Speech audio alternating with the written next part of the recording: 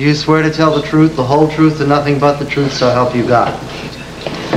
Jason, I don't want to tell you how to run the case, but Dawn is terrified. Maybe Jessica's your questioner? Yeah, I already thought. Miss Wheeler, thank you for coming to testify today.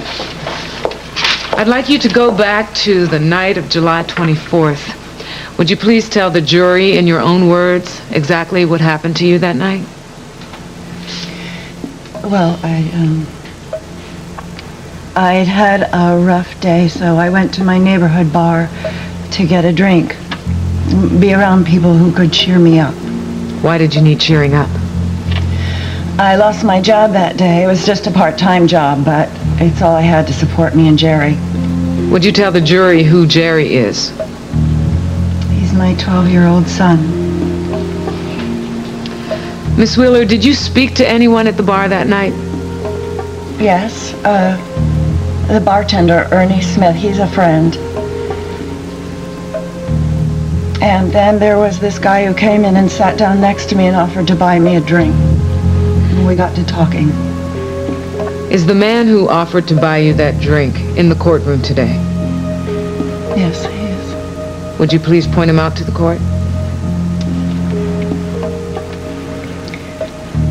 That's him, right there. Is the man who sat next to you in the bar the defendant, Elroy Nevins? Yes, that's him. She's lying. Relax. By the time I'm through with Miss Wheeler, everyone in this courtroom will know her for what she really is, and liar's the least of it. Hi. Hi. I was just about to give up.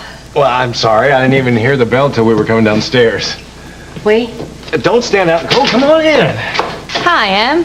Hi, Neal. Miss Alcott dropped some papers off for Lucinda, and I was giving her a tour of the house. Oh. Well, if I can give you a little advice, Neal, since this is the second time I've seen you act as a messenger for Lucinda, don't make it a habit. Because believe me, that woman will take full advantage of your good nature. Oh, thank you for the warning.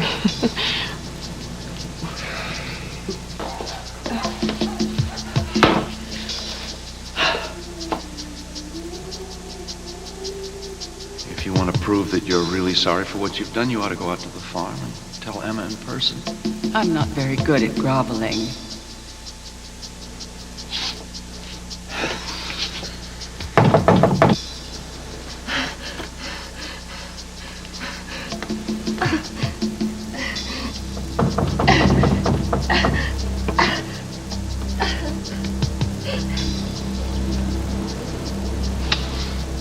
I knew it was a mistake to come out here anyway.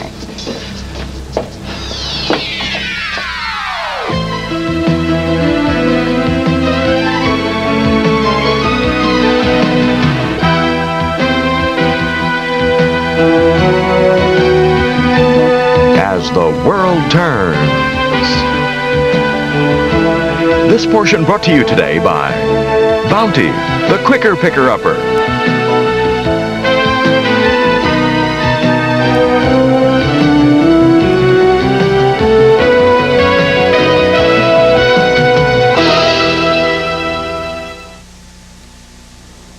Then when I said that I had to get home, he offered to walk me back.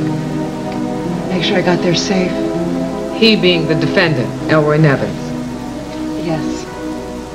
I said that I didn't live that far away, but he insisted.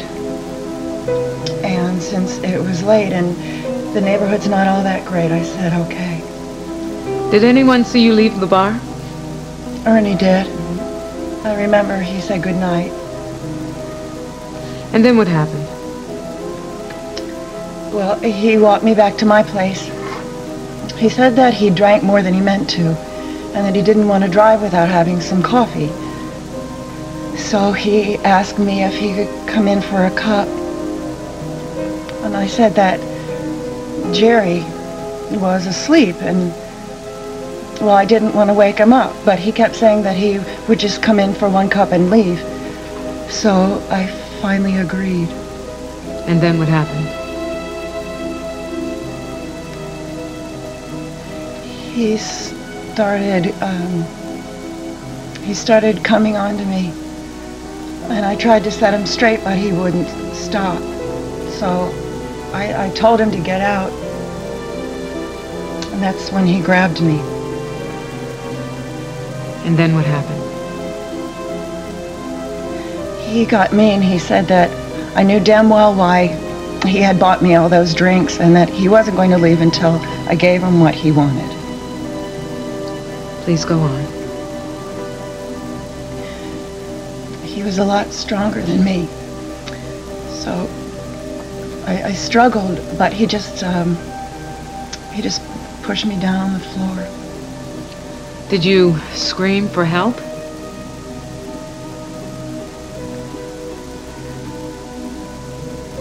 I didn't want to wake my boy. He was asleep. I was scared to death of what he might do to him if Jerry woke up.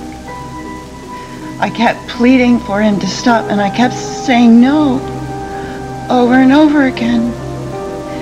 But he wouldn't. I'm sorry. It's all right. Take your time. So, in other words, the defendant, Elroy Nevins, raped you that night. Objection, Your Honor. Counsel is leading the witness. Your Honor, when a woman says no to sexual intercourse, that constitutes rape. Overruled. Please go on, Miss Wheeler. Well, the next morning I was in a lot of pain, so I went to the Front Street Clinic, and they ran some tests and gave me some medication. I have the results of those tests, one of which is a blood test showing you were HIV negative at that time. I'd like to introduce it into evidence at State's Exhibit A. Let them be so entered. Miss Wheeler, how did you come to know Detective Margot Hughes? Well, I saw Nevin's picture in the paper, and I read about how he'd been accused of attempted murder because he knew that he was HIV positive when he attacked Detective Hughes. I had just had another blood test the week before, and I wanted to tell Detective Hughes that the same man had raped me, and now I was HIV positive. I have the results of that second test. I'd like it to be marked State's Exhibit B. Duly noted. Did you, in fact, talk to Detective Hughes? Yes. I told her that the same guy who raped her raped me and infected me with a virus that causes AIDS. Aren't you going to Thank you, object? Miss Wheeler. Just watch I my have no further questions, cross-examination. Your Honor, but I reserve the right to recall. Your witness, Mr. Clark.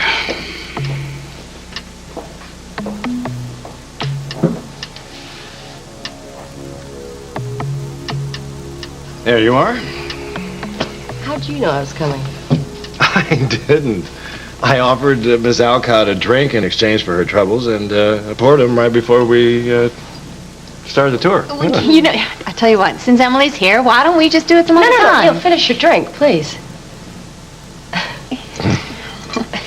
All right.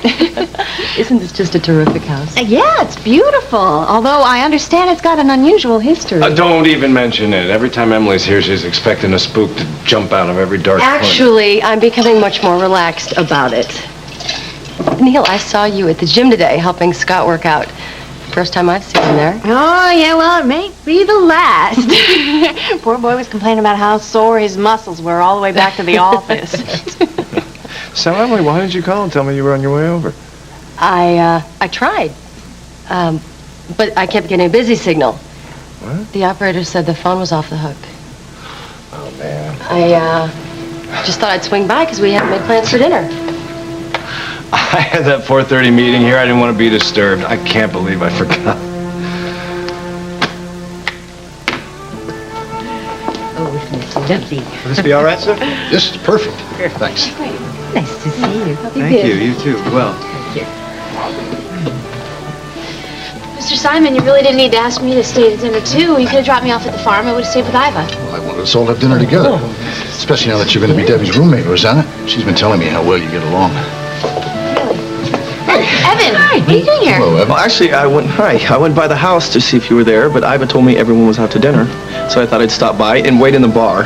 But Connor and I have been working out travel plans for Grosse Pointe for our folks' wedding. I haven't decided if I'm going to go or not yet. Evan, why don't you join us? No, thank you, Mr. Simon, but I don't want to intrude. That's very kind of you. Oh, please. We would love to have you join us. Evan's giving a special series of lectures at the Oakdale U Business School. Oh, really? I'm going to get the waiter to bring another chair. While you're doing that, I think I'm going to give Iva a ring, see how she's doing. I just saw her about 30 minutes ago. She seemed okay. She told me she might go upstairs for a nap while Aaron was sleeping. Oh, well then I won't wake her. I think Iva was really glad we were coming out to have dinner with her tonight. I don't think she wanted to be alone. No, it's fine by me. Besides, give me a chance to spend some more time with you, all the way at the police academy. Gives a chance to spend another evening together. Oh my God. Iva! Iva, what is it? What's wrong? What's wrong?